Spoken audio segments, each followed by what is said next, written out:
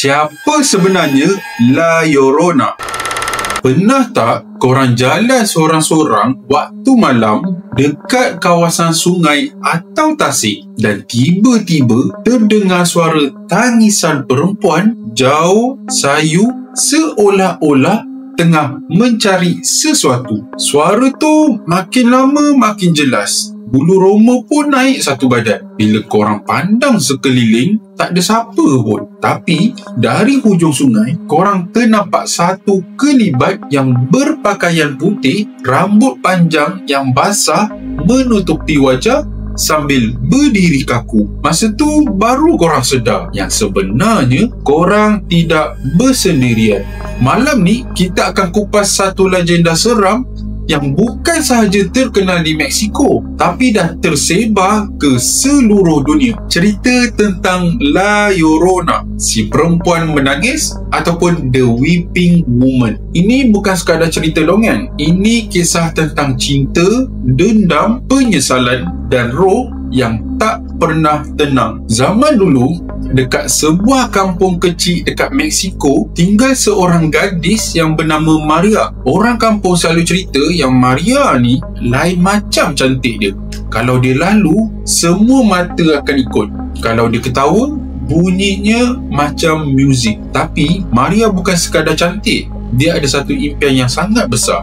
Dia dibesarkan dalam keluarga miskin dan dari kecil lagi dia dah berjanji yang dia takkan kahwin dengan lelaki miskin. Dia nak kehidupan mewah penuh dengan kemegahan. Satu hari muncul seorang lelaki bangsawan, kaya, kacak, naik kuda megah, pakai baju mahal. Bila dia ternampak Maria, dia terus terpikat. Mereka berkenalan, bercinta dan akhirnya berkahwin. Maria pun dapat hidup macam yang diimpikan. Rumah besar, pakaian cantik, 2 orang anak yang comel. Tapi kebahagiaan tu tak kekal lama. Suami Maria mula berubah. Makin lama makin jauh. Dia selalu keluar, jarang balik rumah. Yang Maria ni pula, dia mula perasan yang suaminya ada perempuan lain. Dan daripada situlah kisah indah Maria mula bertukar menjadi mimpi ngeri. Pada satu petang, Maria ni dia berjalan di tepi sungai bersama anak-anaknya. Matahari nak terbenam, suasana nampak tenang. Tapi dari kejauhan, dia ternampak sesuatu yang buat darahnya mendidih. Suaminya sedang menunggang kuda dan di sebelahnya seorang wanita muda yang cantik tersenyum mesra. Suaminya langsung tak pedulikan Maria dengan anak-anak. Dia lalu macam tu je.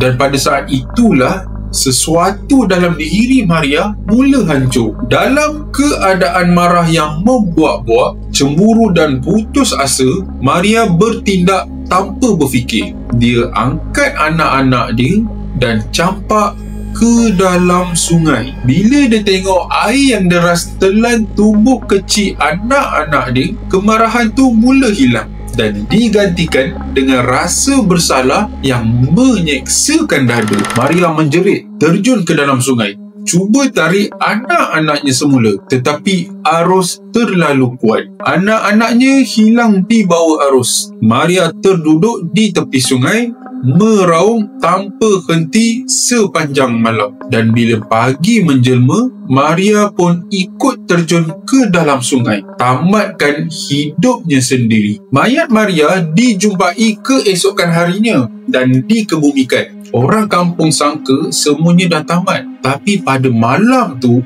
mereka dengar satu tangisan. Tangisan seorang wanita sayu sambil menyebut anak-anakku. Ada yang nampak kelibat perempuan berpakaian putih berjalan di tepi sungai. Rambutnya panjang dan basah, wajahnya pucat. Bila mereka cuba dekati, kelibat tu hilang macam kabus. Maria dah tak ada, tapi rohnya masih lagi belum pergi. Dia kini dikenali sebagai La Llorona, The Weeping Woman. Dia disumpah untuk merayau selama-lamanya, mencari anak-anak yang dia telah tenggelamkan dengan sendiri. Tangisan dia jadi amaran kepada sesiapa yang mendengar. Orang tua-tua di Mexico mula menyebarkan cerita ni dari satu generasi ke satu generasi. Mereka pesan pada anak-anak, jangan main dekat sungai pada waktu malam. Nanti La Llorona akan datang ambil kau. Masyarakat percaya yang La Llorona ni akan mencari kanak-kanak yang sesat atau degil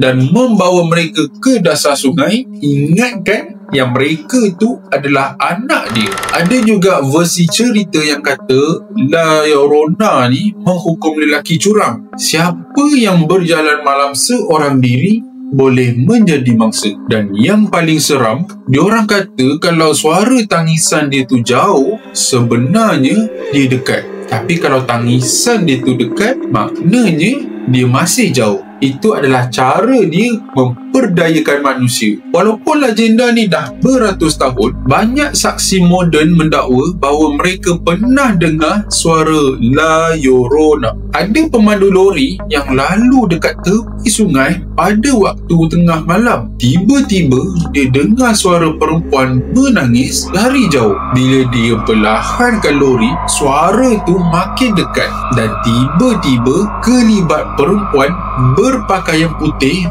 melintas depan jalan. Ada juga yang pelancong berkemah dekat sungai. Malam tu, diorang dengar suara tangisan perlahan-lahan, makin lama makin kuat. Dan salah seorang nampak kelibat putih terapung di atas air. Esok paginya, kemah diorang basah macam ada orang siram dengan air sungai. Sampai hari ini, banyak kisah seram muncul dari pelbagai negeri di Amerika Latin dan Amerika Syarikat. Semua dengan tema sama.